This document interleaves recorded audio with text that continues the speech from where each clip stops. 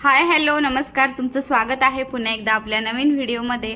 तर मागच्या सॅटर्डेला ना आम्ही गेलो होतो बॉर्डर 2 मूवी बघायला. तसं तर आम्हाला आतमध्येच बघायचा होता, पण आतमधले जे थिएटरचे तिकीट आहेत ना ते सगळे बुक झालेले होते 2 दिवसाचे, सॅटर्डे संडे. तर मग आम्ही बाहेरच तिकीट केलेलं आणि मूवी बघायला चाललो होतो. श्रीशा कुठं पण बाहेर जायचं म्हटलं ना इतकी एक्सायटेड असते ना, बापरे. तिचा जो आनंद असतो ना तो खूप छान असतो. तर मस्तपैकी असं कॅमेरा मोबाईल पकडला की ती मस्त बाय बाय देखील करत असते. तर बॉर्डर 2 मूवी आता रिलीज झालाय आणि मी खूप एक्सायटेड होते बघण्यासाठी, कारण मी त्याचे ट्रेलर वगैरे पाहिले होते आणि आम्हाला सॅटर्डे संडेला सुट्टी असते.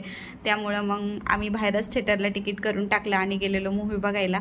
तसं तर मूवी खूप छान होता, कारण एक फौजी पत्नीच समजू शकते या मूवीला आणि भारी होता. आता प्रत्येकाचे विचार वेगवेगळे असतात, काहींना आवडतो काहींना नाही आवडत, पण खरंच म्हणजे प्रत्येक फौजीची ही रिअल कहाणी आहे. प्रत्येक फौजी बायका अशी लाईफ जगतात, म्हणजे खूप छान आहे. मला तर पर्सनली खरंच खूप आवडला.